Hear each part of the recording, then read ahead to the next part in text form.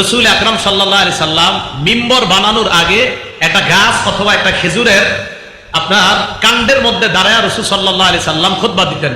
সহিহ বুখারী হাদিস number 3584 number হাদিস। এই হাদিসের মধ্যে আসছে আন্নান নবী সাল্লাল্লাহু আলাইহি ওয়াসাল্লাম কানা ইয়াকুমু ইয়াউমাল জুমআতি ইলা শাজারাতিন আও নাখলা। জুমার দিন আল্লাহ নবী একটা কাণ্ডের উপর অথবা একটা গাছের উপর আল্লাহ নবী দাঁড়াইতেন। খেজুর গাছের একটা কাণ্ড অথবা গাছ সুন্দরভাবে এইভাবে বিছানো থাকতো, আল্লাহ নবী ওইটার উপর দাঁড়াইতেন। দাঁড়িয়ে কষ্ট হতো আল্লাহ নবীর।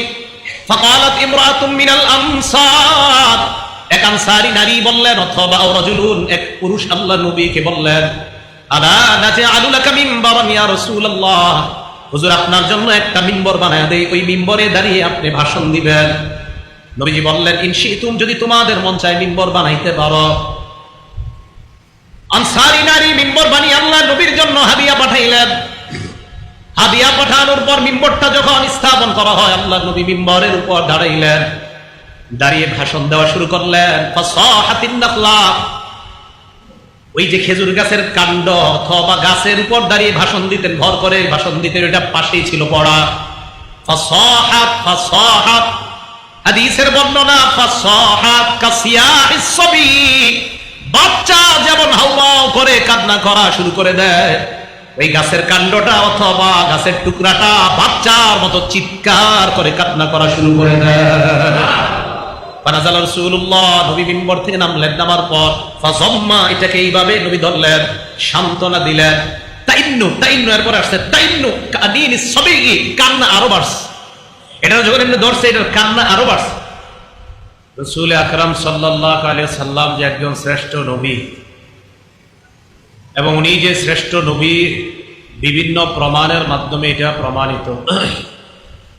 অনেকগুলা প্রমাণ, এর মধ্যে এক নাম্বার একটা প্রমাণ সবচেয়ে বড়, এটা হলো কোরআন। আল্লাহ পাক রব্বুল আলামিন নবীকে দান করেছেন এমন কোরআন যে আসমানি গ্রন্থ বিকৃত করা কিয়ামত পর্যন্ত কারো পক্ষে সম্ভব না। তাই মনে রাখতে হবে, আমাদের রাসূল সাল্লাল্লাহু আলাইহি সাল্লামের সবচেয়ে বড় মুআজিজা হলো আল কোরআনুল কারীম। সূরা বনী ইসরাঈলের 88 নম্বর আয়াতে আল্লাহ বলেন, কুল লা ইন ইজতামাআতিল ইনসু ওয়াল জিন্নু আলা আন ইয়াতু বিমিসলি হাযাল কোরআন লা ইয়াতুনা বিমিসলিহি ওয়ালাউ কানা বা'দুহুম লিবা'দিন যাহীরা। আপনি বলেন, সারা পৃথিবীর জিন ইনসান সবাই মিলে যদি কোরআন বানানোর চেষ্টা করে, কোরআন বানাইতে চায়, আর এই কোরআন বানানোর ক্ষেত্রে যদি একে অপরকে সাহায্য করে, লা ইয়াতুনা বিমিসলিহি, তারা কিয়ামত পর্যন্ত এই কোরআনের মতো বানাইতে পারবে না। তাহলে কিয়ামত পর্যন্ত কোরআনের মতো বানাইতে সারা পৃথিবীর জিন ইনসান মিলেও পারবে না। আচ্ছা, কোরআনের মতো তো পারবে না, তো কোরআনের 10টা সূরা, সূরা হুদের 13 এবং 14 নম্বর আয়াতে আল্লাহ বলেন, আম ইয়াকুলুনা ইফতারা, তারা বলে এই কোরআন মুহাম্মদ সাল্লাল্লাহু আলাইহি সাল্লাম নিজে বানিয়েছে। নাউযুবিল্লাহ। কুল ফাতু বিআশরি সুওয়ারিম মিসলিহি মুফতারায়াত, আপনি বলেন তোমরা এই কোরআনের 10টা সূরার মতো সূরা বানায় আমাকে দেখাও। কোরআনও পারবে না, 10টা সূরাও পারবে না, তাহলে একটা সূরা, সূরা বাকারার 23-24 নম্বর আয়াতে আল্লাহ বলেন, ওয়া ইন কুনতুম ফি রাইবিম মিম্মা নাযালনা আলা আবদিনা ফাতু বিসূরাতিম মিন মিসলি, তোমরা যদি এই কোরআনের ব্যাপারে সন্দিহান হও, তাহলে এই কোরআনের মতো একটা সূরা বানায় দেখাও। 24 নম্বর আয়াতে আল্লাহ জবাব দিয়ে দিয়েছে, ফাইল্লাম তাফআলু, তোমরা পারো নাই, ওয়ালাম তাফআলু, কিছুতেই তোমরা পারবে না, পারো নাই, কিছুতেও পারবে না। তাহলে আল্লাহ জবাব দিয়ে দিলেন, তোমরা পারো নাই, কিছুতে পারবে না। এমন এক কোরআন আল্লাহ রাসূলকে দিয়েছেন, কিয়ামত পর্যন্ত পুরা কোরআন 10টা সূরা, একটা সূরা, একটা আয়াত কেউ বানাইতে পারবে না। এটা হলো আমাদের নবীর জীবনের সবচেয়ে বড় মুআজিজা। তাই রাসূল আমাদের যিনি, উনি শ্রেষ্ঠ নবী, এই জন্য শ্রেষ্ঠ নবীর আমরা শ্রেষ্ঠ উম্মত। এদিক দিয়ে রাসূল সাল্লাল্লাহু আলাইহি সাল্লামের একটা বৈশিষ্ট্য প্রমাণিত হলো, এই বৈশিষ্ট্যের কারণেও আল্লাহর কথা মেনে নেওয়া, যে রাসূল যা বলেছেন তা গ্রহণ করো, যা থেকে নিষেধ করেছেন তা থেকে তোমরা বিরত হও। কি? নবীর এক নাম্বার নবুয়তের প্রমাণ আল কোরআন। নবীজির নবুয়তের আরো অনেকগুলা প্রমাণ আছে। দ্বিতীয় আরেকটা প্রমাণ, রিহলাতুল ইসরা, মেরাজে গেছে রাসূল সাল্লাল্লাহু আলাইহি সাল্লাম। সূরা বনী ইসরাঈলের 1 নাম্বার আয়াতে আল্লাহ বলেন, সুবহানাল্লাযী আসরা বিআবদিহি লাইলাম মিনাল মাসজিদিল হারাম ইলাল মাসজিদিল আকসা। পুত পবিত্রতা বর্ণনা করছি ওই আল্লাহ, যে আল্লাহ তার বান্দাকে রাতের সামান্য অংশে মসজিদে হারাম থেকে বাইতুল মুকাদ্দাস পর্যন্ত রাত্রিকালীন ভ্রমণ করিয়েছেন। আর সহিহ বুখারীর 349 নম্বর হাদিসে আছে, রাসূল বলেন, ওই বাইতুল মুকাদ্দাস থেকে সিদরাতুল মুনতাহা পর্যন্ত আল্লাহ পাক রব্বুল আলামিন ওই রাতের সামান্য অংশে আল্লাহ আমাকে ভ্রমণ করিয়েছেন। এটা নবুয়তের আরেকটা প্রমাণ। রাসূল সাল্লাল্লাহু আলাইহি সাল্লাম যে নবী, তার আরেকটা প্রমাণ ইনশিকাকুল কমার। নবীজি সাল্লাল্লাহু আলাইহি ওয়াসাল্লাম কাফেরদেরকে চন্দ্র চাঁদ 2 খণ্ড করে দেখাইছে। সূরা কমারের 1 নাম্বার আয়াতে আল্লাহ বলেন, ইফতারাবাতিস সাআতু ওয়ান শাক্কাল কমার। কিয়ামত নিকটবর্তী হয়ে গিয়েছে, চন্দ্র দ্বিখণ্ডিত হয়ে গিয়েছে। হযরত আনাস রাদিয়াল্লাহু তাআলা আনহুর বর্ণনা, সহিহ বুখারীর 3868 নাম্বার হাদিস, 3868, আন্না আহলা মক্কাহ সাআলু রাসূলুল্লাহ সাল্লাল্লাহু আলাইহি ওয়াসাল্লাম আইয়ুরিয়াহুম আয়া। মক্কাবাসী আল্লাহ রাসূলকে বললেন, মুহাম্মদ, তুমি আমাদেরকে তোমার নবুয়তের প্রমাণ দেখা দাও, তুমি যে একজন নবী, এই নবুয়তের প্রমাণ আমাদেরকে দেখাও। মক্কাবাসী আল্লাহ রাসূলের কাছে প্রার্থনা জানায়, আল্লাহ নবী যেন তাদেরকে নবুয়তের প্রমাণ দেখা দেয়। ফাআরাকুমুল কমার শিক্কাইন, আল্লাহ নবী তাদেরকে চাঁদ 2 খণ্ড করে দেখা দেয়। হাদিসের মধ্যে আসছে, হাত্তা রাআউ হিরাআন বাইনাহুমা, শুধু তাই নয়, চাঁদ যখন দুনিয়ার মধ্যে 2 খণ্ড হয়ে পড়ে আছে, সব কাফের বেঈমানরা এমনকি মুসলমানরা পর্যন্ত তাকায় দেখে চাঁদের 2 খণ্ডের মাঝখানে হেরা পর্বতটা দেখা যায়। হেরা পাহাড় মাঝখানে, পাশে চাঁদের 2 খণ্ড। তাহলে এটাও নবুয়তের আরেকটা প্রমাণ। মক্কাবাসী বলছে, আমাদেরকে তুমি নবুয়তের প্রমাণ দেখাও, দেখাইয়া দিস। তারা ঈমান আনে নাই। সূরা কমারের পরে আয়াতে আল্লাহ বলেন, ওয়া ইয়ারাউ আয়াতান ইউরিদু ওয়া ইয়াকুলু সিহরুম মুস্তামির। তারা যখন প্রমাণ দেখলো, তারা যখন দেখলো চাঁদ নবী 2 খণ্ড বানাইছে, ইউরিদু, এই চাঁদ 2 খণ্ড বানায়া দেখেও ইউরিদু, মুখ ফিরায় নেয়, ওয়া ইয়াকুলু, আর বলে সিহরুম মুস্তামির, এটা চলমান জাদু, মুহাম্মদ জাদু দেখাইছে। নাউজুবিল্লাহ। রাসূল সাল্লাল্লাহু আলাইহি সাল্লাম যে নবী, এর আরেকটা প্রমাণ, চতুর্থ প্রমাণ। আমার দিকে তাকান, এই যে আঙ্গুল, আঙ্গুল, এটা কি বলেন তো? এই আঙ্গুল, 5 আঙ্গুল। এই 5 আঙ্গুল থেকে ঝর্ণার মতো পানি এইভাবে উতলে রাসূলের আঙ্গুল থেকে বের হইছে। এটাও বুখারী শরীফের হাদিস, 4152 নম্বর হাদিস, সহিহ বুখারীর। হুদায়বিয়া যুদ্ধের সময় মুসলমানরা পিপাসার্ত হয়ে যায়, মানুষগুলা পিপাসার্ত হয়ে যায়, মানুষের কাছে পানি নাই, ওযু করার মতো পানি নাই, পান করার মতো পানি নাই। ওয়া রাসূলুল্লাহ সাল্লাল্লাহু আলাইহি ওয়াসাল্লাম বাইনা ইয়াদাইহি রাকওয়া, আল্লাহর রাসূলের কাছে চামড়ার একটা পাত্র ছিল। রাকওয়াতুল শব্দের অর্থ চামড়ার পাত্র। এই পাত্র ভর্তি পানি ছিল। ফাতাওয়াদ্দা মিনহা, আল্লাহর রাসূল ওই চামড়ার পাত্রের পানি দিয়ে ওযু করলেন। সুম্মা আকবালান নাস নাহওয়া, জনগণ আল্লাহ রাসূলের দিকে আসলেন। রাসূল বললেন, মা লাকুম, কি ব্যাপার, তোমাদের কি হলো, তোমরা কেন আমার দিকে আসলা? জনগণ জবাব দেয়, ইয়া রাসূলুল্লাহ, লাইসা ইনদানা মাউন নাতাওয়াদ্দাউ বিহি ওয়ালা নাশরাবুহু, আমাদের কাছে ওযু করার মতো, পানি পান করার মতো কোনো পানি নাই, তাই আমরা আপনার কাছে আসলাম।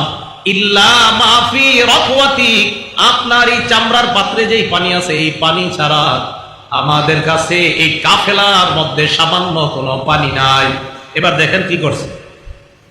জাবের রাদিয়াল্লাহু তাআলা আনহু বলেন, ফাওয়াদা'আন নবী সাল্লাল্লাহু আলাইহি ওয়াসাল্লাম ফি রাকওয়াতিহি, আল্লাহর নবী তার আঙ্গুল মুবারকগুলা ওই চামড়ার পাত্রের মধ্যে রাখলেন। কোথায়? এবার দেখেন কি, ওয়াকানাল মাউ ইয়াফুর কামসালিল উয়ুন, চামড়ার পাত্রের মধ্যে আল্লাহ রাসূল হাত মোবারক রাখার পর আঙ্গুল থেকে মুসলমানরা তাকায় দেখে ঝর্ণার মতো পানি বের হওয়া শুরু হয়ে যায়। এটা সহিহ বুখারীর বর্ণনা, 4152 নম্বর হাদিস। হাদিস এইভাবে যখন পানি বের হইতেছে, হাদিস শেষ হয় নাই পুরাটা। হযরত জাবের বর্ণনাকারী হাদিসের, হযরত জাবের রাদিয়াল্লাহু তাআলা আনহুর ছাত্রের নাম সালিম। কি নাম? সালিম। এই সালিম রাহমাতুল্লাহি আলাইহি প্রশ্ন করলেন, কাম কুনতুম ইয়াউমা ইযিন, এই যে আল্লাহ রাসূলের আঙ্গুল মুবারক থেকে পানি বের হওয়া শুরু হলো, আপনারা সেদিন কি পরিমাণ সাহাবা ছিলেন একটু আমাদেরকে বলেন। হযরত জাবের জবাব দেয়, কুন্না খামসা আশারাতা মিআতান, আমরা সেদিন 1500 সাহাবা ছিলাম। কয় হাজার? এই সামান্য পানি দিয়ে 1500 সাহাবা আমরা পানি দিয়ে প্রয়োজন পুরা করলাম। না, হাদিস শেষ হয়নি। সাহাবা হযরত জাবের বলেন, লাউ কুন্না বিআতা আলফিন, আমরা যদি ওই দিন 1 লক্ষ সাহাবা থাকতাম, লা কাফানা, ওই পানি যথেষ্ট হতো। সুবহানাল্লাহ। কয় লক্ষ সাহাবা? ওই পানি যথেষ্ট হয়ে যেত। রাসূল সাল্লাল্লাহু আলাইহি সাল্লামের নবুয়তের আরেকটা প্রমাণ, আঙ্গুল মুবারক থেকে পানি বের হলো। হযরত জাবের বলেন 1500 সাহাবা ছিলাম, 1 লাখ থাকলেও কিছু হইতো না, ওই 1 লাখের জন্য এই পানি যথেষ্ট হয়ে যেত। 5 নাম্বার প্রমাণ, খাবার বেড়ে গেছে। কি বেড়ে গেছে বলেন তো? খাবার। মুসলিম শরীফের হাদিস, 2040 নাম্বার হাদিস। আমাদের মাদ্রাসার পাঠ্যপুস্তক সিলেবাস অনুযায়ী 2040, মোট হাদিস সংখ্যা হবে 3033টা। আপনারা যারা মোবাইলে হাদিস চালান, অ্যাপস চালান, সেখানে মুসলিম শরীফের হাদিস আছে 7453টা। আমাদের মাদ্রাসার পাঠ্যপুস্তক অনুযায়ী বিলা তাকরার হাদিস হলো 3033টা। বিসমিল্লাহ। সে অনুযায়ী হাদিস নাম্বার 2040। এই হাদিসের বর্ণনাকারী হযরত আনাস রাদিয়াল্লাহু তাআলা, তিনি বলেন, ক্বালা আবু তালহা লি উম্মি সুলাইম রাদিয়াল্লাহু তাআলা আনহা, আবু তালহা তার বিবি উম্মে সুলাইম রাদিয়াল্লাহু তাআলা আনহাকে বললেন, উম্মে সুলাইম, সামিআতু সাওতা রাসূলিল্লাহি সাল্লাল্লাহু আলাইহি ওয়াসাল্লাম দাঈফা, আমি নবীজির আওয়াজ শুনছি, আওয়াজটা খুব দুর্বল মনে হলো আমার। ফাআরিফু ফীহিল জুআ, নবীর আওয়াজে মনে হইল আল্লাহ নবীর প্রচন্ড ক্ষুধা। নবীর আওয়াজ শুনলাম, আওয়াজে মনে হলো রাসূল প্রচন্ড ক্ষুধার্ত সাল্লাল্লাহু আলাইহি ওয়াসাল্লাম। উম্মে সুলাইমকে আবু তালহা বললেন, ফাহাল ইনদাকি মিন শাই, ঘরে তোমার কাছে খাবার আছে কিনা? উম্মে সুলাইম জবাব দিলেন, নাম, হ্যাঁ খাবার আছে। বর্ণনাকারীকে আনাস, আর বর্ণনা করতেছে কাদের সম্পর্কে? স্বামী স্ত্রী দুইজন, আবু তালহা এবং তার বিবি উম্মে সুলাইম। হযরত আনাস বলেন যে হযরত আবু তালহা তার বিবিকে যখন বললেন খাবার আছে কিনা, উম্মে সুলাইম বললেন আছে। তখন তিনি ফাখরাজাত আকরাসাম মিন শাঈর, জবের কয়েক টুকরা রুটি বের করলেন। করার পর সুম্মা আখাযাত খিমারান লাহা, উম্মে সুলাইম তার একটা ওড়না নিছে, ওড়না মাথায় যে ওড়না, এই ওড়না নেওয়ার পর দাসাতহু তাহতা সাওবি, রুটি কাপড়ের এক কোনায় পেঁচাইয়া আমার কাপড়ের নিচে দিয়ে দিছে। আরেক অংশ রদ্দাতনি বিবাদিহি, আরেক অংশ আমার মাথায় দিয়ে দিছে। এভাবে পুরো শরীরে পেঁচাইয়া আরেক অংশ এইভাবে দিয়ে দিছে। কেন? আমি যাতে রুটিগুলা চুপি চুপি নিয়ে যাই গুজায়া, কারণ আল্লাহ রাসূলের সামনে অনেক সাহাবা সব ক্ষুধার্ত, নবী যাতে একা খাইতে পারে, তাই আমারে বললেন চুপে চুপে যেন রাসূলের কাছে রুটিগুলা নিয়ে যাই। তো হযরত আনাস বলেন, সুম্মা আরসালাতনি ইলা রাসূলিল্লাহি সাল্লাল্লাহু আলাইহি ওয়াসাল্লাম, উম্মে সুলাইম আমাকে ওইভাবে আল্লাহ রাসূলের কাছে পাঠিয়ে দিলেন। নবীজির কাছে যাওয়ার পর ওয়াজাদতু রাসূলুল্লাহি সাল্লাল্লাহু আলাইহি ওয়াসাল্লাম জালিসান ফিল মসজিদ, আল্লাহ রাসূলকে মসজিদের মধ্যে বসা অবস্থায় পাইলাম। ওয়ান নাসু মাআহু, আল্লাহ রাসূলের সামনে দেখলাম সাহাবারা বসা। ফাকুমতু আলাইহিম, আমি তাদের সামনে দাঁড়াইলাম। আমি দরজায় গিয়ে দাঁড়াইছি, নবীজি আমার দিকে তাকাইছে। হাদিসটা মন দিয়ে বুঝেন। নবীজি আমারে কিছু বলার আগেই প্রশ্ন করলেন, আরসালাকা আবু তালহা, কি আনাস, তোমারে কি আবু তালহা পাঠাইছে? হযরত আনাস জবাব দিলেন, নাম ইয়া রাসূলুল্লাহ, জি হুজুর, আমাকে আবু তালহা তার বিবি উম্মে সুলাইম ওই পরিবারের পক্ষ থেকে আমাকে আপনার কাছে পাঠাইছে। বলেন আসল কথা। নবীজি বললেন আলী তো খাবারের জন্য পাঠাইছে। আসলেই তো খাবারের জন্যই। হযরত আনাস বলে না আমি বুঝে আপনার জন্য খাবার আনছি, এটা বলে না, বলে নাম ইয়া রাসূলুল্লাহ, হ্যাঁ খাবারের জন্য পাঠাইছে। فقال رسول الله صلى الله عليه وسلم لمن معه قوموا। নবীজির সামনে যে সাহাবারা সবাইকে আল্লাহ নবী বললেন, ও সাহাবারা সবাই চলো আবু তলহার বাড়িতে দাওয়াত খাইতে যাও। হযরত আনাস বলতেও পারে না, হুজুর আমি তো আপনার জন্য বুইজা রুটি আনছি। এটা বলার আগে নবীজি ভাই চলো চলো আবু তলহার বাড়িতে দাওয়াত আছে। বাসায় কিন্তু কিচ্ছু নাই, রুটি টুটি বাসায় এখন আর নাই, সব ওই জায়গায়। আনাস রাদিয়াল্লাহু তাআলা আনহু বলেন আমি পেরেশান হয়ে গেলাম, এখন কি করি। ফানতালাকা বাইনা ইয়াদাইহি, আল্লাহর নবী চলতে লাগলেন, আমি আগে আগে চলতে লাগলাম। হাত্তা জিতু আবু তালহা, আবু তালহার কাছে আসলাম। আসার পর ফাখবারতুহু, পুরা ঘটনা কইলা বললাম। আবু তালহা তার বিবির কাছে যায়, যাওয়ার পর বলে উম্মে সুলাইম জা রাসূলুল্লাহ সাল্লাল্লাহু আলাইহি ওয়াসাল্লাম বিন্নাস ওয়া লাইসা ইনদানা মা নুতইমুহুম। ও উম্মে সুলাইম, আল্লাহর নবী তো বিশাল বড় এক বাহিনী নিয়ে আমাদের বাড়িতে আসতেছে, আর এই পরিমাণ খাবারও তো নাই যে খাবার দিয়ে এতগুলা মানুষের মেহমানদারি করতে পারি, এখন কি করা। উম্মে সুলাইম জবাব দিলেন আল্লাহু ওয়া রাসূলুহু আলাম, আল্লাহ আর আল্লাহর নবী ভালো জানে। মহিলা জবাব দিলেন আল্লাহ আল্লাহ নবী ভালো জানে, তুমি চুপচাপ থাকো, আসুক। সুবহানাল্লাহ, ঘরে কিচ্ছু নাই। নবীজি বাসার সামনে আসলেন। ফানতালাকা আবু তালহা, আবু তালহা আল্লাহর নবীকে ইস্তেকবাল করার জন্য বের হলেন। হাত্তা লাকিয়া রাসূলুল্লাহ সাল্লাল্লাহু আলাইহি ওয়াসাল্লাম, আল্লাহর নবীর সাথে সাক্ষাৎ করলেন। সাক্ষাৎ করার পর আল্লাহর নবী আবু তালহাকে বললেন, আবু তালহা চলো বাসায় যাই। ফাদাখালা, দুজন ঘরে প্রবেশ করলেন, সাহাবারা বাহিরে আছে। আবু তালহার সাথে ঘরে ঢোকার পর আল্লাহ নবী বললেন হালুম্মি ইয়া উম্মে সুলাইম, ও উম্মে সুলাইম ঘরে কি আছে আমার সামনে আনো। উম্মে সুলাইম হযরতে আনাসের কাছ থেকে ওই যে রুটিগুলা নিয়ে আল্লাহ নবীর সামনে পেশ করলেন।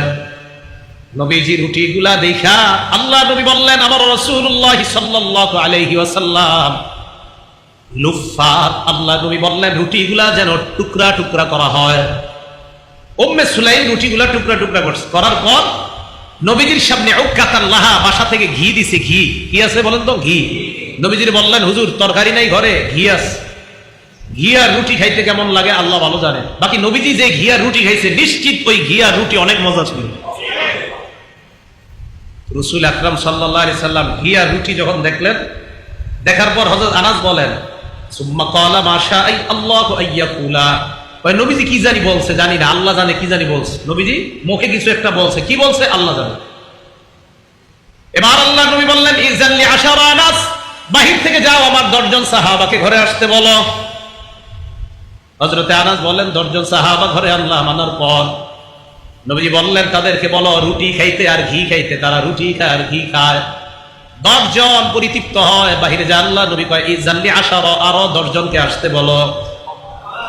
আরো 10 জন আসে। আবার আল্লাহ নবী বললেন আরো 10 জনকে আসতে বলো। আনাস বলেন আরো 10 জন আসে। এইভাবে করতে করতে নাসু সাবউন আও সামানুনা, 70 জন বা 80 জন সাহাবা পরিতৃপ্ত হয়ে রুটি খায়। কয়জন? রুটি ছিল কয়েক টুকরা, রুটি ছিল কয়েক টুকরা। তো হযরত আনাস বলেন সেদিন দেখলাম কি আজীব ঘটনা ঘটাইলো বাড়িতে। রাসূল আকরাম সাল্লাল্লাহু আলাইহি সাল্লামের নবুয়তের আরেকটা প্রমাণ পাইলাম, খাবার বেড়ে যাওয়া। 6 নাম্বার আরেকটা প্রমাণ, দুধ বেড়ে যাওয়া। দুধ বলেন কি বেড়ে যাওয়া? দুধ। দুধ সহিহ বুখারী হাদিস নাম্বার 6452 নাম্বার হাদিস, 6452, 6452। মোট হাদিস সংখ্যা হবে 7563টা। রাসূলের সাহাবা আবু হুরায়রা রাদিয়াল্লাহু তাআলা আনহুর বর্ণনা, তিনি বলেন ইন্নী কুনতু লা আ'তামিদু বিকাবিদি আলাল আরদি মিনাল জু'i, আল্লাহর কসম মাঝে মাঝে আমার এমন হইতো ক্ষুধার যন্ত্রণায় আমি এইভাবে উবুর হয়ে বইরা থাকতাম, ক্ষুধার যন্ত্রণায়। আবু হুরায়রা বলেন ওয়া ইন কুনতু লা আশুদ্দুল হাজারা আলা বাতনি মিনাল জু', মাঝে মাঝে ক্ষুধার যন্ত্রণায় পেটের মধ্যে পাথর বাঁধতাম। আবু হুরায়রা বলেন ফাকাতু ইয়াওমান আলা আত-তারিকিল্লাযী ইয়াখরুজুনা ফীহি রাসূলুল্লাহ সাল্লাল্লাহু আলাইহি ওয়াসাল্লাম ওয়া আবু বকর ওয়া উমর। একদিন আমি ক্ষুধার যন্ত্রণা সহ্য করতে না পেরে রাস্তার মধ্যে বসলাম। যে রাস্তা দিয়ে আল্লাহ নবী যায়, আবু বকর যায়, ওমর যায়, ওই রাস্তার মধ্যে বসলাম ক্ষুধার যন্ত্রণা সহ্য করতে না পেরে। আবু হুরায়রা বলেন রাস্তায় বসে আছি, ফামাররা বি আবু বকর, আমার সামনে দিয়ে আবু বকর সিদ্দিক রাদিয়াল্লাহু তাআলা আনহু গমন করলেন। ফাসআলতুহু আন আয়াতিন মিন কিতাবিল্লাহ, আল্লাহর কোরআনের একটা আয়াত সম্পর্কে আমি তাকে জিজ্ঞাসা করলাম। কাকে? আবু বকর সিদ্দিককে। কাকে? আবু বকর সিদ্দিককে কোরআনের এক আয়াতের ব্যাপারে জিজ্ঞাসা করলাম। আবু হুরায়রা বলেন মা সাআলতুহু ইল্লা লিউশবিআনি, আমার জিজ্ঞাসা করার উদ্দেশ্য শুধুমাত্র একটা। প্রশ্ন করার পরে আবু বকর আমাকে বলবে, আবু হুরায়রা কিছু খাইছো কিনা? আমি বলবো না খাই নাই, তাহলে উনি আমাকে খাওয়াবে। এটাই ছিল প্রশ্ন করার উদ্দেশ্য। আবু বকর সিদ্দিককে প্রশ্ন করার উদ্দেশ্য এই যে আমি প্রশ্ন করার পর আবু বকর সিদ্দিক আমাকে বলবে, আবু হুরায়রা কিছু খাইছো? তো আমি বলবো না খাই নাই, তখন উনি আমাকে নিয়ে খাওয়াবে। এই ছিল আমার টার্গেট, আসলে প্রশ্ন কিছু না। তো আবু হুরায়রা বলেন ফামাররা ওয়ালাম ইয়াফাল, উনি প্রশ্ন শুনলেন, কথাবার্তা বইলা চইলা গেছে, কিছুই কয় না আমারে, খামু কিনা এই জাতীয় কিছু কয় না, চলে গেছে। সুম্মা মাররা বি উমর, এরপরে হযরত ওমর আমার সামনে দিয়ে রওনা করলেন। ফাসআলতুহু আন আয়াতিন মিন কিতাবিল্লাহ, হযরত ওমরকে আল্লাহর কোরআনের একটা আয়াতের ব্যাপারে জিজ্ঞাসা করলাম। মা সাআলতুহু ইল্লা লিউশবিআনি, ওমরকে ওই কারণেই প্রশ্ন করলাম, ওমর আমাকে বলবে আবু হুরায়রা কিছু খাইছো কিনা? আমি বলবো না খাই নাই, তারপর আমাকে নিয়ে উনি খাওয়ানোর ব্যবস্থা করবে। এটাই ছিল আমার টার্গেট। আবু বকর গেলেন, হযরত ওমর গেলেন, ফামাররা ওয়ালাম ইয়াফাল, না খালি কথাবার্তা কইয়া চইলা যায়, খানার কথা জিগায় না। এবার মন দিয়ে শুনেন। সুম্মা মাররা বি আবুল কাসিম সাল্লাল্লাহু আলাইহি ওয়াসাল্লাম, এরপর আল্লাহ নবী আমার সামনে দিয়ে রওনা করলেন। করার পর তাবাসসামা রাসূলুল্লাহ হিনা রাআনি, আমার দিকে তাকায়া একটা মুস্কি হাসি দিলেন। তাকায়া একটা মুস্কি হাসি দিছে। আবু হুরায়রা জানো কেন হাসি দিছে? নবীজি সাল্লাল্লাহু আলাইহি ওয়াসাল্লাম আরাফা মা ফি নাফসি ওয়া মা ফি ওয়াজহি, আমার মনে কি আছে আর আমার চেহারায় কি ফুইটা উঠছে আল্লাহ নবী বুঝতে পারছে, তাই নবীজি একটা মুস্কি হাসি দিছে। নবীজি বুঝছে আবু হুরায়রা ক্ষুধায় আছে, তাই এখানে বসছে, আমি জানি। রাসূল আকরাম সাল্লাল্লাহু আলাইহি সাল্লাম বুঝে শুনে কোনো কথা না বাড়ায় নবীজি বললেন ইলহাক, চলো আমার সাথে। আবু হুরায়রা রাদিয়াল্লাহু তাআলা আনহু বলেন আমি বুঝতে পারছি নবীজি কিছু খাওয়াইতেই নিতেছে আমার। ফাতাবিআতুহু, পিছনে পিছনে চললাম, নবীজির বাসা পর্যন্ত গেলাম। ফাস্তাজানা, নবীজি ঘরে ঢুকার অনুমতি চাইলেন। ফাদাখালা, নবীজি ঘরে ঢুকলেন। সুম্মা আজিনা লি, আমাকেও ঘরে ঢুকার অনুমতি দিলেন। ফাদাখালতু, আমি ঘরে প্রবেশ করলাম। ফাআখাযা লাবানান ফি কাদাহিন, নবীজি দুধ দেখলেন একটা পাত্রের মধ্যে। তো এই পাত্রের দুধ দেখে আল্লাহ রাসূল প্রশ্ন করলেন মিন আইনা হাদাল লাবান, এই দুধ কোত্থেকে আসছে? ঘরের ভিতর থেকে আম্মা জান জবাব দিলেন এই দুধ আপনার কাছে হাদিয়া হিসাবে আসছে। আম্মা জান বললেন আহদাহু ফুলানুন আও ফুলানা, ইয়া রাসূলুল্লাহ, এই দুধ অমুক নারী অথবা অমুক পুরুষ আপনার কাছে হাদিয়া পাঠাইছে। হাদিয়া সদকা না, বলেন তো দুধটা কিসের? হাদিয়া। আল্লাহ নবী বললেন আবু হুরায়রা দুধটা নাও। তো দুধ নিস। আবু হুরায়রা মনে করছে আমারে বলবে পান করো, আমি মনে করছি দুধ নেওয়ার পর আমাকে বলবে তুমি দুধটা খাও। এটা না বইলে আমারে বলতেছি আবু হুরায়রা চলো। কোথায়? মসজিদে চলো। সুবহানাল্লাহ।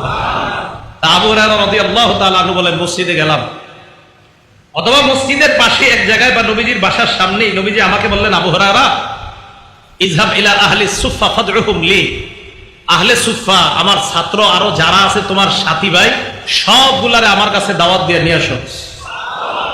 বর্ণনাকারী বলেন আহলুস সুফফা আদিয়াফুল ইসলাম, আহলুস সুফফা নবীজির ছাত্ররা হলেন ইসলামের মেহমান। কিয়ামত পর্যন্ত মাদ্রাসার ছাত্ররা ইসলামের মেহমান। এই কথাটা মাথায় রাখবেন। এই জায়গাটা আমি যে কতবার পড়ছি আমার জীবনে আপনাদেরকে বলতে পারবো, শুধু এই জায়গাটা আহলুস সুফফা আদিয়াফুল ইসলাম, আহলুস সুফফা আদিয়াফুল ইসলাম। কি চমৎকার কথা! রাসূলের ওই সুফফার ছাত্ররা এরা ইসলামের মেহমান। আমার বারবার মনে পড়ে যে কেমন যেন বলা হচ্ছে কিয়ামত পর্যন্ত মাদ্রাসার ছাত্র যারা আছে তারা আমি নবীর মেহমান, তারা ইসলামের মেহমান। আবু হুরায়রা রাদিয়াল্লাহু তাআলা আনহু বলেন, যখন বলছে ছাত্র ভাইদেরকে ডাইকা আনতে, আমি মনে মনে বললাম, মনে মনে, তো ওনার মনের কথাটা আবার হাদিসে উনি বইলা দিছে, সুবহানাল্লাহ। উনি বলেন, আমি মনে মনে বললাম, কুনতু আহাক্কা আন উসিবা মিন হাযাল লাবানি শারবা আতাকাওয়া বিহা। এই দুধ, একটুক দুধ তো আমি খাওয়ার, একটুক তো আমি খাইলে শেষ হয়ে যাবে, এটা খাইলে আমার একটু শক্তি হইতো। নবীজি সবাইরে ডাকতে বললেন, আমি আর কি পাবো? তো সবাইরে ডাক দিয়ে আছে। আবু হুরায়রা বলেন, হুকুম পালন করা ছাড়া তো কোনো গতি নাই। সবাইরে ডাইকে আনছে, আনার পর নবীজি আমারে বলে, আবু হুরায়রা আতিহিম আতিহিম, তাদেরকে দুধ খাওয়াও। আবু হুরায়রা বলেন, ফাজআলতু আতিহির রাজুল, আমি দুধ এক ব্যক্তিকে দিলাম, ফায়াশরাবু, পান করলেন। পান করার পর হাত্তা ইয়ারওয়া, উনি পরিতৃপ্ত হয়, সুম্মা ইয়ারুদ্দু আলাইয়া, এরপর দুধের পেয়ালাটা আমার কাছে দেয়, আবার আমাকে আল্লাহ নবী বলে, এর পরের জনকে দাও। আমি পরের জনকে দুধ দেই, দুধ দেওয়ার পর আবার উনি পেয়ালাটা আমার কাছে দিয়ে দেয়। দেওয়ার পর আমি আর পেয়ালার দিকে, আবু হুরায়রা এই দিকে তাকায় না, পেয়ালা দেয় আর খালি নবীর দিকে তাকায়, যে আমার কিছু কয় না। নবীজির দিকে তাকায়, নবী কয় পরের জনকে দাও। এইভাবে দিতে দিতে আমি দুধ পান করাইলাম।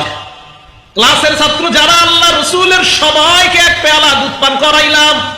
সামান্য দুধ সবাইকে পান করানোর পরেও পেয়ালার মধ্যে এখনো দুধ দেখা যায়। আল্লাহ নবী আমাকে বললেন, আবু হুরায়রা আনা ওয়া আনতা, অথবা আনা বাকিতু আনতা, আমি আর তুমি ছাড়া আর কেউ নাই, আমি আর তুমি বাকি আছি। আবু হুরায়রা কয়, সাদাকতা ইয়া রাসূলুল্লাহ, জি হুজুর, আপনি আর আমি বাকি আছি। এখন একটা মাসালা বুঝেন, দুধটা কি হাদিয়ার না সদকার? আবু হুরায়রা রাদিয়াল্লাহু তাআলা আনহু বলেন, আতাতু সাদাকা, এই হাদিসে নবীজির কাছে সদকা আসলে ফাবাসা বিহা ইলাইহিম, সদকার পুরা খাদ্যটা সাহাবাদের কাছে, ছাত্রদের কাছে পাঠায়া দিতেন, ওই যারা নবীজির মসজিদের ছাত্র ছিল। কেন? লা ইয়াবুনা ইলা আহলিন ওয়ালা মালিন ওয়ালা আহাদিন, তাদের মাল ছিল না, পরিবার ছিল না, সম্পদ ছিল না, তাই রাসূল তাদের কাছে পুরা সদকার জিনিসটা পাঠায়া দিতেন। ওয়াইন আতাতু হাদিয়া, আর যদি হাদিয়া আসতো তো নবীজি কিছু তাদেরকে পাঠাইতেন। ও আসহাবা মিনহা, আবার নবীজি সাল্লাল্লাহু আলাইহি সাল্লাম নিজেও সেখান থেকে রাখতেন। তাহলে সদকা খাইতেন না, হাদিয়া থেকে নবীজি নিজে খাইতেন। তো আবু হুরায়রা রাদিয়াল্লাহু তাআলা আনহুকে নবীজি বললেন, আবু হুরায়রা ইশরাব, তুমি খাও এবার। আবু হুরায়রা বলেন, ফাশারিবতু, আমি পান করলাম। নবীজি আবার বলেন, আবু হুরায়রা ইশরাব, আরো খাও, আরো পান করো। আমি আরো পান করতে লাগলাম। ফামাযালা ইয়াকুলু ইয়া ইশরাব, আল্লাহ নবী বলতেই থাকলেন, আবু হুরায়রা পান করো, পান করো, পান করো। আমি পান করতে থাকলাম। আবু হুরায়রা বলেন, এক পর্যায়ে লা আজিদু লাহু মাসলাকা, আল্লাহ নবীকে বললাম, ইয়া রাসূলুল্লাহ, আর তো যাওয়ার রাস্তা নাই। আর যাওয়ার কি নাই? ও এই জায়গায় আরেকটা কথা রয়ে গেছে। প্রথমে আবু হুরায়রা দেখে কি করছিল, নবীজি মুস্কি হাসি দিছিল না রাস্তায়। তো সবাইরে যখন দুধ পান করানো শেষ, ছাত্রদেরকে, বাকি আছে কে? নবীজি আর আবু হুরায়রা। দেখেন উস্তাদ ছাত্রদের সম্পর্ক কেমন। তো আবু হুরায়রা রাদিয়াল্লাহু তাআলা আনহু বলেন, নবীজি আমার দিকে তাকায়া ফাতাবাসসামা, আরেকটা মুস্কি হাসি দিস। মানে মুস্কি হাসি দিয়ে বুঝাইলেন, আবু হুরায়রা তুমি খালি বাকি, আর আমি না। জি হুজুর, আমি আর আপনি। ঠিক আছে, তুমি পান করো। তো করতে করতে আর পারতেছি না। বুখারীর বর্ণনা, লাম আজিদ লাহু মাসলাকা, যাওয়ার আর রাস্তা নাই। নবীজির বললাম, হুজুর আর পারতেছি না। এরপরে নবীজিকে দিলাম, দেওয়ার পর ফাহমিদাল্লাহ, নবী আল্লাহর প্রশংসা করলেন, ওয়াসাম্মা, বিসমিল্লাহ করলেন, সুম্মা শারিবাল ফাজলা, অতিরিক্ত যেই দুধটা আল্লাহ রাসূল শেষ করলেন। সুবহানাল্লাহ। তাহলে রাসূল আকরাম সাল্লাল্লাহু আলাইহি সাল্লামের নবুয়তের আরেকটা প্রমাণ পাইলাম। বিসমিল্লাহ। রাসূল সাল্লাল্লাহু আলাইহি সাল্লামের নবুয়তের আরেকটা প্রমাণ দেখেন। ইমাম সাহেব যখন সামনে দাঁড়ায়, পিছনে যারা মুসল্লি আছেন তারা কি এই মুসল্লিদেরকে কি ইমাম সাহেব সামনে দাঁড়ায় দেখতে পায়? পিছনে মুসল্লিদেরকে সবাই বলেন, দেখে? দেখেন, সহিহ বুখারী হাদিস নাম্বার 719 নাম্বার হাদিস। ক্বালা রাসূলুল্লাহ সাল্লাল্লাহু আলাইহি ওয়াসাল্লাম, আল্লাহ নবী সাহাবাদেরকে বললেন, আকিমু সুফুফাকুম, তোমরা তোমাদের কাতারগুলা সোজা করো।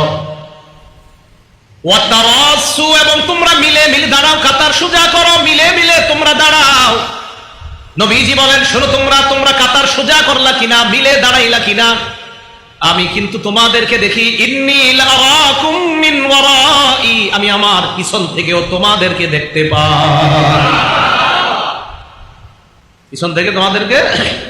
ইমাম নববী রাহমাতুল্লাহি আলাইহি বলেন, আল্লাহ পাক রব্বুল আলামিন আল্লাহর নবীর এই জায়গায় খালাকা লাহু ইদরাকাত, এই জায়গায় একটা অনুভূতি শক্তি দিয়েছেন, সামনে থেকে নবী যেমন দেখতে পাইতেন, এই পিছন থেকে নবী স্পষ্ট সামনের দেখার মতো পিছনেও দেখতে পাইতেন।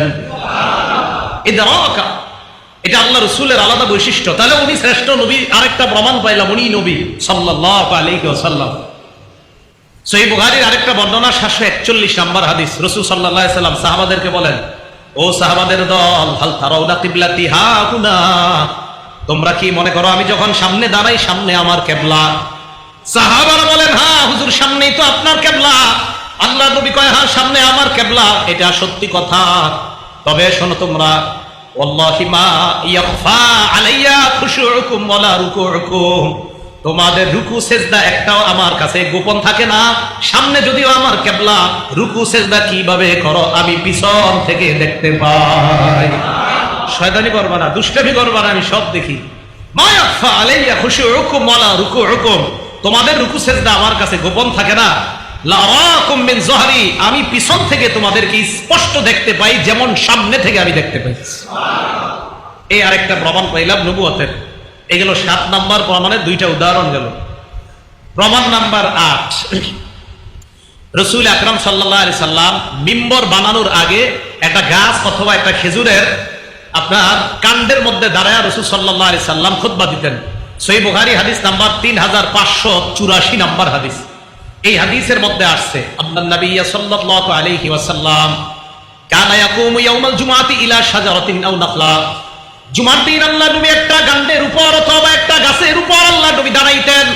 খেজুর গাছের একটা কাণ্ড অথবা গাছ সুন্দরভাবে এইভাবে বিছানো থাকতো, আল্লাহ নবী ওইটার উপর দাঁড়াইতেন। দাঁড়িয়ে কষ্ট হতো আল্লাহ নবীর। ফাকালাত ইমরাতুম মিনাল আনসার, এক আনসারী নারী বললেন, অথবা রাজুলুন, এক পুরুষ আল্লাহ নবীকে বললেন, আলা নাজআলু লাকা মিম্বারান ইয়া রাসূলুল্লাহ, হুজুর আপনার জন্য একটা মিম্বর বানায় দেই, ওই মিম্বরে দাঁড়িয়ে আপনি ভাষণ দিবেন। নবীজি বললেন, ইনশিতুম, যদি তোমাদের মন চায় মিম্বর বানাইতে পারো। আনসারী নারী মিম্বর বানিয়ে আল্লাহ নবীর জন্য হাদিয়া পাঠাইলেন। হাদিয়া পাঠানোর পর মিম্বরটা যখন স্থাপন করা হয়, আল্লাহ নবী মিম্বরের উপর দাঁড়াইলেন, দাঁড়িয়ে ভাষণ দেওয়া শুরু করলেন। ফাসাহাতিন নাখলা, ওই যে খেজুর গাছের কাণ্ড অথবা গাছের উপর দাঁড়িয়ে ভাষণ দিতেন, ভর করে ভাষণ দিতেন, এটা পাশেই ছিল পড়া।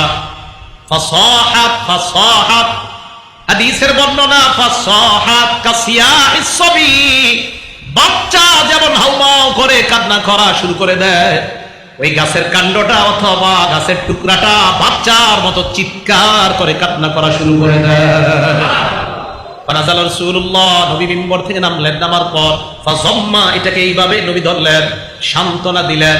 তাইন্নু, তাইন্নু এরপর আসছে তাইন্নু কাদিনিস সাবিগি, কান্না আরো বাড়ছে। এটা যখন এমনি ধরছে, এটা কান্না আরো বাড়ছে।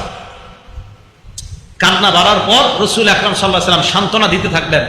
থামছে কখন? এটা আবার ইবনে মাজার বর্ণনা আসছে 1415, মানে 1415 নম্বর হাদিস ইবনে মাজার। এই হাদিসের মধ্যে আসছে রাসূল আকরাম সাল্লাল্লাহু আলাইহি ওয়াসাল্লাম বলেন, লাউলাম আহতাদিনহু, আমি যদি এটাকে এইভাবে সান্ত্বনা না দিতাম, লাহান্না ইলা ইয়াউমিল কিয়ামা, কিয়ামত পর্যন্ত এটা কান্না করতেই থাকতো। তাহলে রাসূল আকরাম সাল্লাল্লাহু আলাইহি সাল্লামের আরেকটা বিষয় জানলাম যে নবীজি সাল্লাল্লাহু আলাইহি সাল্লাম একটা খেজুর গাছ, এই গাছটার উপরে দাঁড়ায় ভাষণ দিতেন, অথবা একটা গাছ।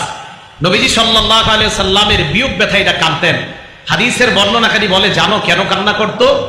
এই জন্য কানাত তাবকি আলা মা তাসমাউ মিনাজ যিকরি ইনদাহা, কেননা রাসূল সাল্লাল্লাহু আলাইহি সাল্লাম খুতবা দেওয়ার সময় যা যা বলতেন, ওই গাছের কাণ্ডটা শুনতে পাইতো। এখন থেকে তো আর তার উপর দাঁড়াবে না, আর সে শুনতেও পাবে না, এই ব্যথায় সে কান্না করতে থাকছে।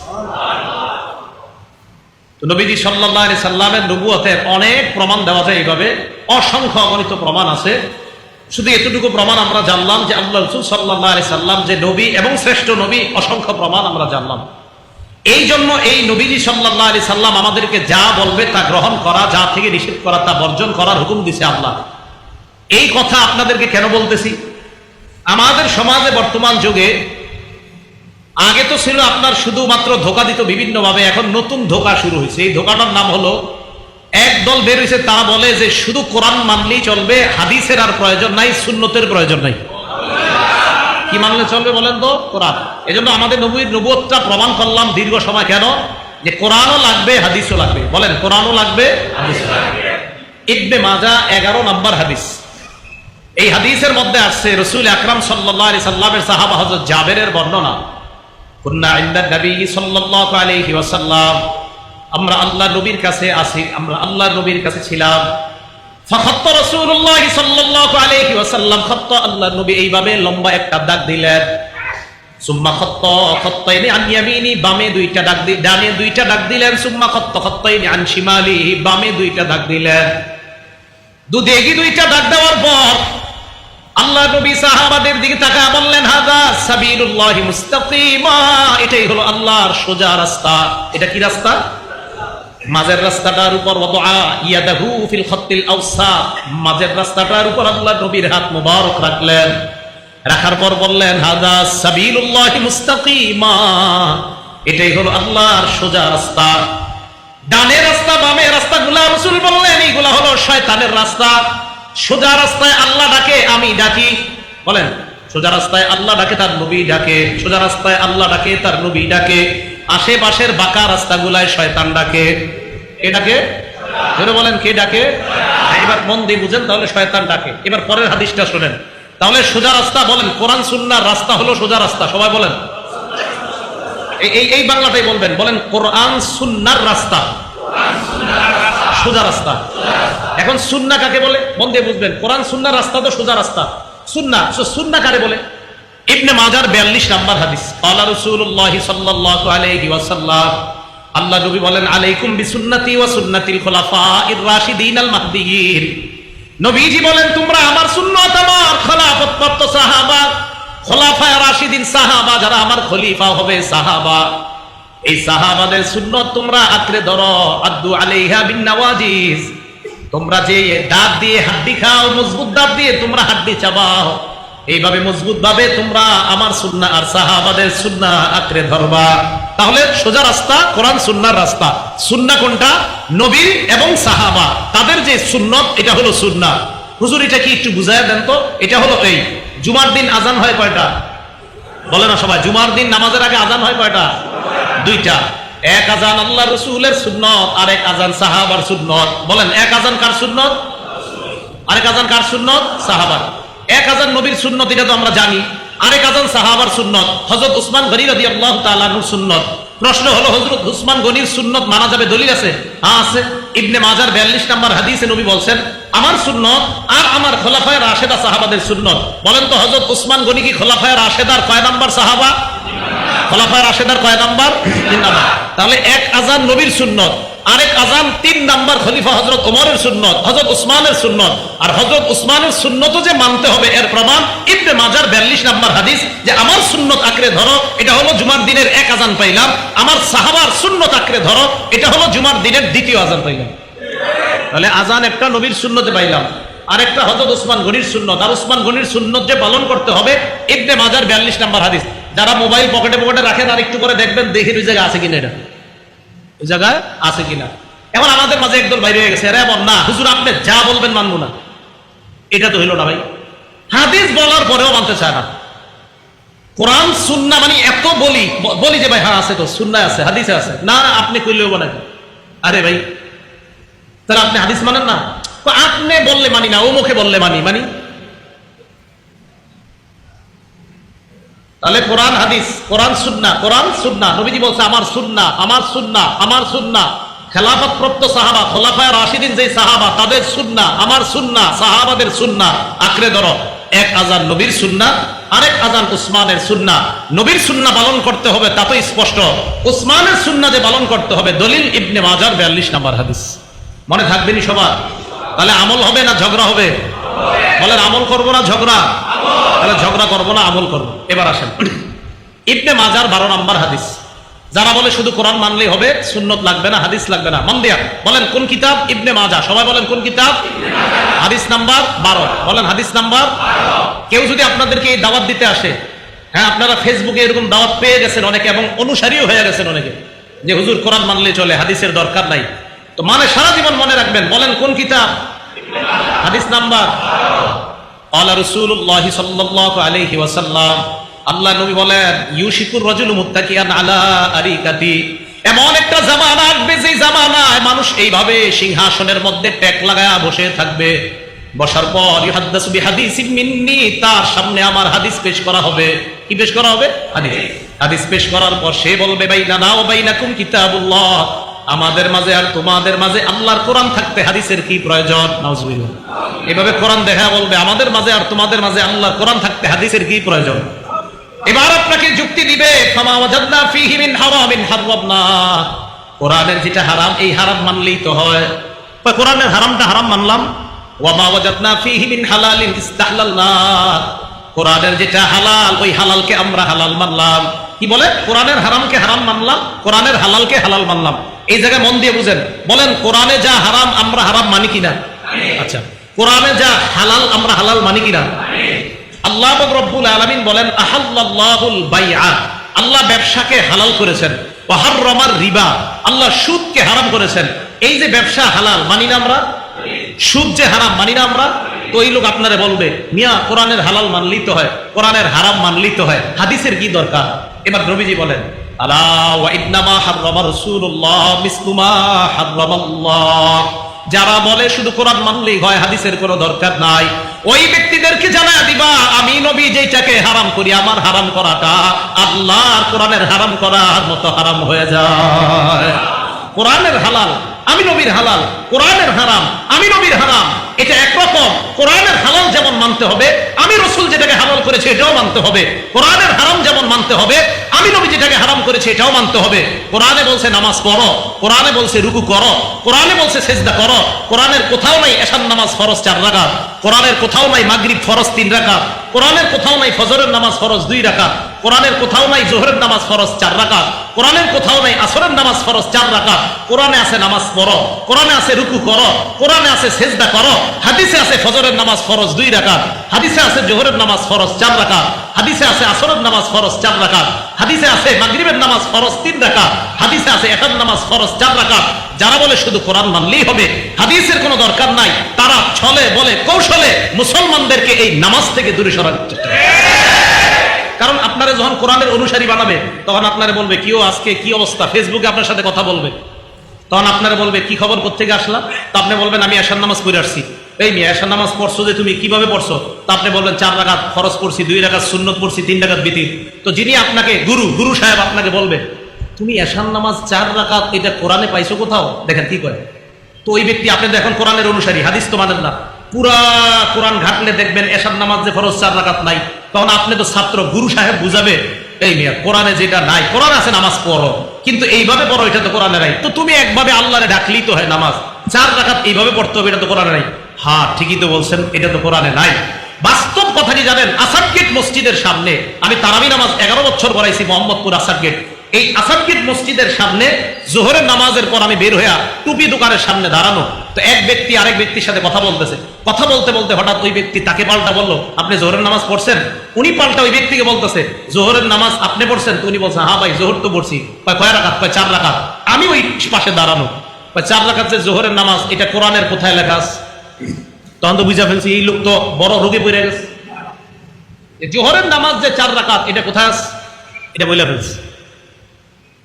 তাহলে এই যে বিষয়গুলা দেখেন, ওই যে কোরআন আমি বুঝছি নিশ্চিত কোরআনের অনুসারী, যে হাদিস মানা দরকার নাই। তো বলতেছে উনি ওনারে কোরআনে আছে নামাজ পড়ো, কোরআনে রুকু করা আছে, সেজদা করো, কিন্তু আপনি যে এইভাবে রুকু করতে হবে, এইভাবে সেজদা করতে হবে নামাজ, এটা কোরআনের কোথায় আছে? ওই ব্যক্তিরে বলতেছে। তো বেচারা তো জানে না আসলে কোরআনে তো নাই। তা আমি এমনি বলছি, আমি হ্যাঁ আছে, কোরআনই আছে, জোহর 4 রাকাত পড়তে হবে, আপনি পড়েন। এখন কয় আপনি শিওর? আমি হাফেজ, আমি শিওর না, আছে যান পড়েন। আমি হাফেজ, আমি বলতেছি আছে, আপনি যান পড়েন, 4 রাকাত কথা কোরআনই আছে।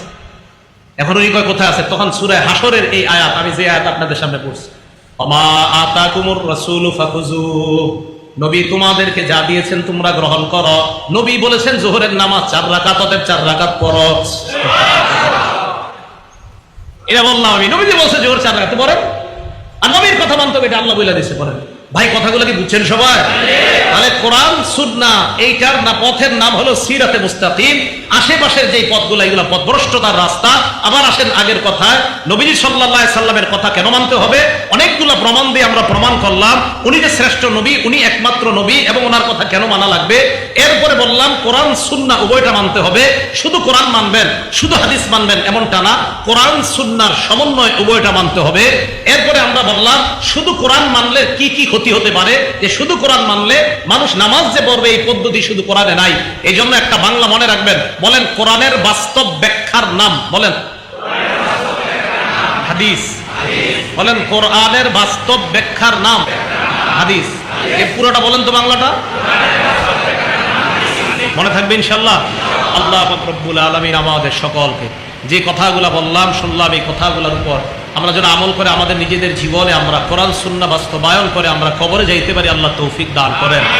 আমিন। ওয়া আখিরু দাওয়ানা আনিল হামদুলিল্লাহি রাব্বিল আলামিন।